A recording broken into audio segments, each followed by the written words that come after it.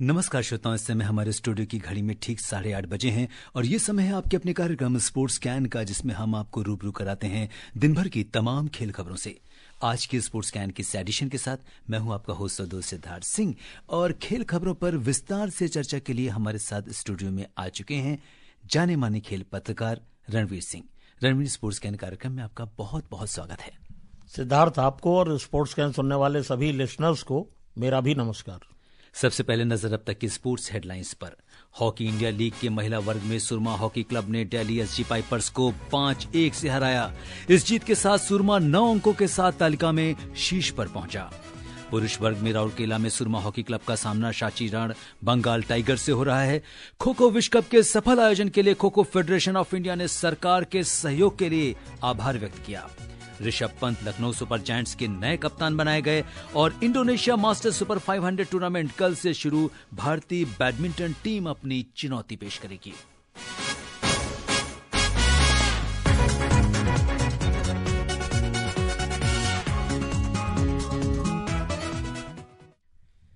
और खेल खबरों में सबसे पहले बात करते हैं हॉकी इंडिया लीग की, जिसके महिला वर्ग में रांची में सुरमा हॉकी क्लब ने दिल्ली एसजी पाइपर्स को 5-1 से हरा दिया है।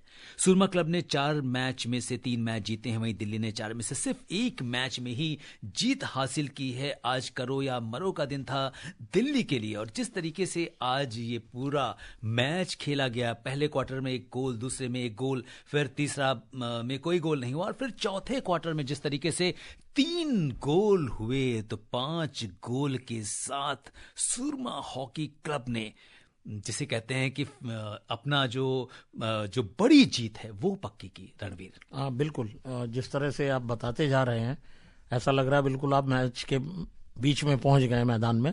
और हॉकी के लिए बड़ी चीज है कि एक क्वार्टर में 1 गोल हुआ, थर्ड में नहीं हुआ, तो फोर्थ क्वार्टर में जाके उन्होंने पूरा लपेटा कर दिया और 5-0 से इस मैच को जीता। बहुत शानदार जीत है सुरमा क्लब के लिए। बिल्कुल, हालांकि 1 गोल जो है वो दिल्ली एसजी पाइपर्स ने किया, पर जिस तरीके का पूरे खेल के दौरान रणवीर जो दबदबा बनाए रखा सुरमा हॉकी क्लब ने, और जिसकी वजह से अब फिलहाल जो सुरमा है उनके हौसले बुलंद हैं।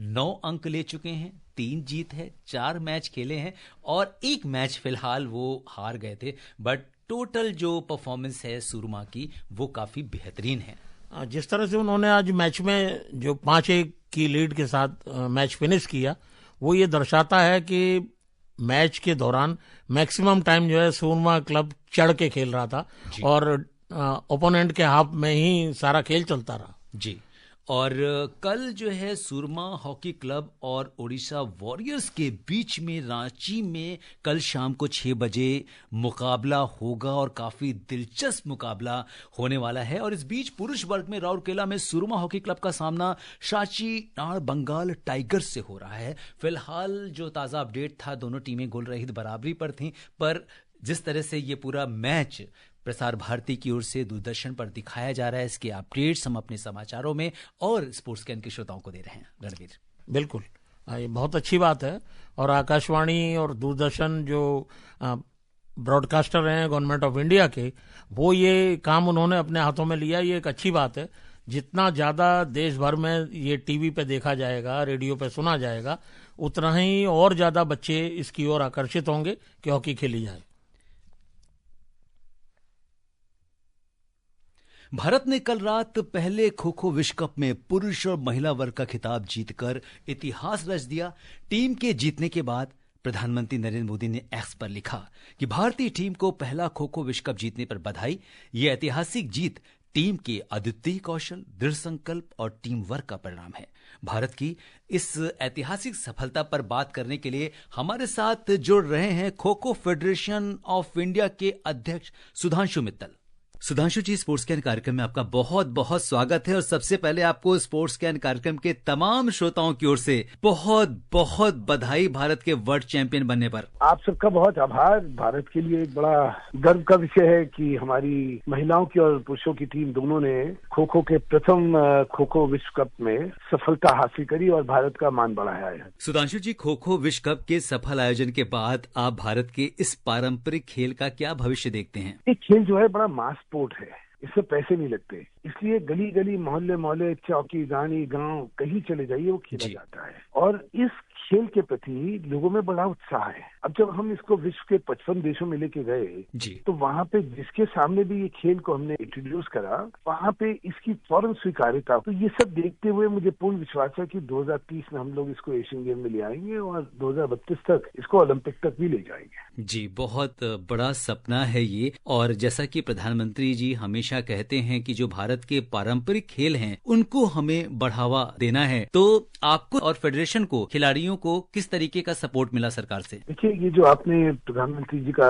वक्तव्य सुनाया जी, यही हमारे लिए एक डायरेक्शन रहा था। हमें भी लगा कि क्यों नहीं हम अपने खेल को बाहर के देशों में लेके जाएं। बाहर के देशों के खेल तुम खेलते ही, हमारा खेल क्यों नहीं बाहर जा सकता है। और उसी भावना से ये सारी चीज का आयोजन हुआ और आपने देखा कि 23 देश ने इस प्रतियोगिता में भाग लिया, उससे 22 देश जो हैं वहां से आए थे। जी, ये अपने आप में एक बड़ा अद्वितीय कार्य हुआ है और इसके जो परिणाम हैं उन परिणामों को देखते हुए अब ये मुझे इसमें संशय नहीं है कि इस साल के आखिरी तक जी हम खो खो को 90 देशों तक ले जाएंगे। जी बिल्कुल, ये आपकी और फेडरेशन की मेहनत का नतीजा है कि किस तरीके से खो खो आज पूरी दुनिया में लोकप्रिय हो रहा है। और जैसा कि कल जैसे हमने ऐतिहासिक सफलता हासिल की, बाद में प्रधानमंत्री जी ने एक्स पर लिखा कि हमारे खिलाड़ियों को उन्होंने बधाई दी और अद्वितीय कौशल, दृढ़ संकल्प और टीम वर्क का उन्होंने जो परिणाम बताया इसको, तो वो एक बड़ी बात थी। आप क्या कहेंगे? देखिए, खेल जो है,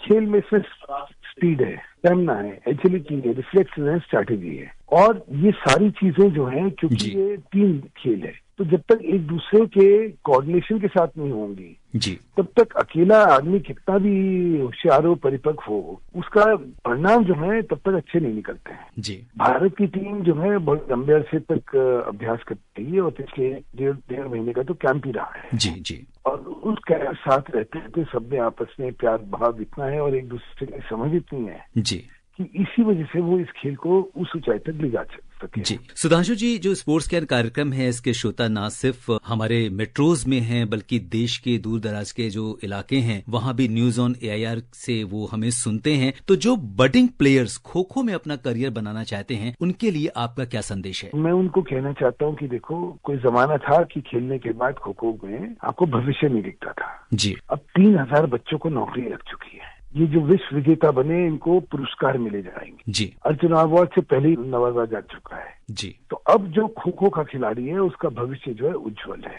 वो टेलीविजन पे दिखता है, वो विश्व पटल पे दिखता है जी, वो हर जगह दिखता है और अब खेल में नौकरी भी मिल रही है, पैसा भी मिल रहा है, शोहरत भी मिल रही है। इसलिए खेल को जो है आकर्षण से देखिए, ये भविष्य का खेल है। तो सुधांशु जी, स्पोर्ट्स के कार्यक्रम से जुड़ने और तमाम जानकारी साझा करने के लिए आपका बहुत बहुत धन्यवाद। बहुत आभार आपका। और मैं श्रोताओं से निवेदन करना चाहता हूँ, आपके दिल का खेल है, आपकी धड़कनों का खेल है, आपके ख्वाबों का खेल है, आपके जज्बातों का खेल है, इससे जुड़िए। ये आपका खेल है, ये भारत का खेल है जी। बहुत बहुत धन्यवाद। जी हाँ, ये थे Sudhanshu Mittal, kho kho federation of India की अध्यक्ष, और जिनसे अभी हमने बात की। और रणवीर, जिस तरह से इस पूरे खो खो विश्व कप का भारत में पहली बार जो इनॉग्रल एडिशन था उसका उद्घाटन सत्र जो है वो सफल आयोजन हुआ भारत में, आप क्या कहेंगे इस बारे में? देखिए, सुधांशु जी ने जैसा बताया कि दिन रात मेहनत की, इनके साथ इनकी टीम में एक और व्यक्ति थे जिनका नाम है MS त्यागी, जो कि सेक्रेटरी जनरल हैं खो खो फेडरेशन के। बहुत मेहनत की इन दोनों लोगों ने और इनकी टीम ने। अब मैं आऊं इस मुद्दे पे कि खो खो से क्या मिला। कल पुरुष टीम वर्ल्ड चैंपियन बनी। आज सुबह पुरुष टीम के जो कप्तान है प्रतीक वायकर, महाराष्ट्र से हैं, वो इलेक्ट्रिसिटी डिपार्टमेंट में वहां 12 साल से नौकरी कर रहे थे। वर्ल्ड चैंपियन बनते ही आज सुबह उनके डायरेक्टर, स्टेट में एक ही डायरेक्टर है, मैंने पूछा उनसे, उनका फोन आया कि महाराष्ट्र गवर्नमेंट ने आपको क्लास 1 नौकरी, मतलब सब डिविजनल मजिस्ट्रेट, उप जिलाधीश का पद ऑफर कर दिया। अब आप ये बताओ कब आओगे मुंबई, हम आपका स्वागत भी करेंगे, आपको ऑफर। एक आदमी जो क्लरिकल से सीधा SDM बनेगा, आप समझिए उसके घर में किस तरह की खुशी होगी। बिल्कुल, इसको देख के लोग और खो खो की तरफ बढ़ेंगे। एक तो बात ये, दूसरा खो खो का जो दिल्ली यूनिवर्सिटी में एडमिशन्स होते हैं ग्रेजुएशन में, उसमें स्पोर्ट्स कोटे में 140 सीटें हैं खो खो प्लेयर्स के लिए जी। तो ये अपने आप में बहुत बड़ी बात है, अगर एक ही यूनिवर्सिटी में 140 सीटें जी। तो रणवीर, आप बता रहे हैं कि खो खो का भारत में, न सिर्फ भारत में हम कहें पूरी दुनिया में एक उज्जवल भविष्य है। और जो हमने बडिंग प्लेयर्स की बात की थी, स्पेशली वो लोग जो रूरल एरियाज में हैं, जहां पे उतनी सुविधाएं नहीं हैं, लेकिन अब वो सारी फैसिलिटीज उनको मिलने वाली हैं और एक बेहतर भविष्य की ओर हम बढ़ने वाले हैं। बात कर लेते हैं बैडमिंटन की। सात्विक साईराज रंकी रेड्डी और चिराग शेट्टी की भारतीय पुरुष डबल्स जोड़ी कल से शुरू हो रहे Indonesia masters super 500 badminton tournament में साल का अपना पहला खिताब जीतने के उद्देश्य से कोर्ट पर उतरेगी, जबकि लक्ष्य सेन सत्र की निराशाजनक शुरुआत को पीछे छोड़कर वापसी करना चाहेंगे। सात्विक और चिराग की दुनिया की 9वें नंबर की जोड़ी शानदार फॉर्म में है। स्टार जोड़ी पिछले 2 टूर्नामेंट मलेशिया ओपन सुपर 1000 और इंडिया ओपन सुपर 750 के सेमीफाइनल में पहुंची थी और अब मौका है आगे इस जोड़ी को बढ़ने का। इस जोड़ी को बढ़ने का भी मौका है और दूसरा लक्ष्य सेन का जो प्रदर्शन दिल्ली में थोड़ा सा खराब रहा, खिलाड़ी का दिन होता है, लेकिन लक्ष्य सेन जिस तरह से पिछले 2-3 साल से इंटरनेशनल सीन पे छाए हुए हैं, तो मुझे लगता है कि इसमें वो बहुत अच्छा करके दिखाएंगे। बात कर लेते हैं क्रिकेट की। ऋषभ पंत लखनऊ सुपर जायंट्स के नए कप्तान बनाए गए हैं। वे केएल राहुल की जगह लेंगे। ऋषभ पंत दिल्ली कैपिटल्स के भी कप्तान रह चुके हैं। सुनते ही रिपोर्ट।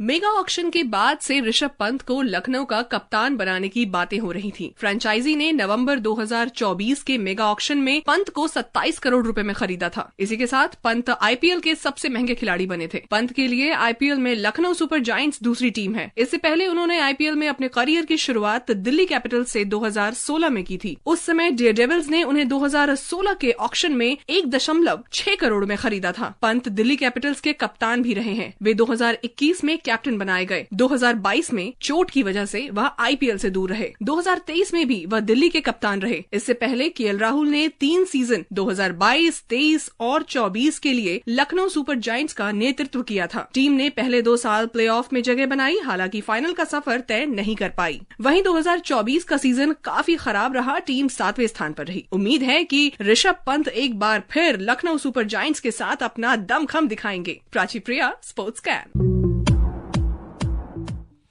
जी हाँ, एक बार फिर से अपना दमखम दिखाने के लिए ऋषभ पंत तैयार हैं। रणवीर, ऋषभ पंत का जो एक्सीडेंट हुआ था 3 साल पहले, उसके बाद जिस तरह से उस खिलाड़ी ने रिकवरी की है, ये अपने आप में बहुत बड़ी बात है। कितने फ्रैक्चर हुए थे, कितने उनके नी में स्क्रू पड़े हुए हैं, उसके बावजूद विकेट कीपिंग करना, बैटिंग तो कर लेंगे, विकेट कीपिंग कर रहे हैं, बहुत बड़ी बात है और लखनऊ के लिए एक बहुत बड़ा एसेट है।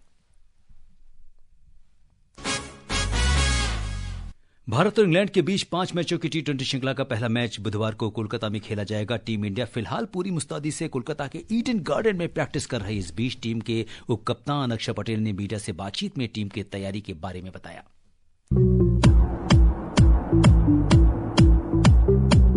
इंग्लैंड के खिलाफ 5 मैचों की T20 श्रृंखला से पहले भारत के उपकप्तान अक्षर पटेल ने आज कहा कि भारतीय T20 टीम में सिर्फ सलामी बल्लेबाजों का क्रम ही तय है, जबकि बाकी सभी बल्लेबाजों को क्रम को लेकर लचीला रुख अपनाना होगा। भारतीय टीम बुधवार को ईडन गार्डन्स पर पहला मैच खेलेगी। बल्लेबाजी क्रम में बार बार बदलाव के बारे में पूछने पर अक्षर ने कहा, ये सिर्फ मेरे बारे में नहीं है, बल्कि टीम में सभी पर लागू होता है। उन्होंने कहा, 2024 की शुरुआत से हमने तय किया था कि सलामी जोड़ी तय होगी, जबकि तीसरे से 7वें नंबर तक सभी को हालात, संयोजन और मैचअप्स के अनुरूप लचीला रहने के लिए कहा गया है।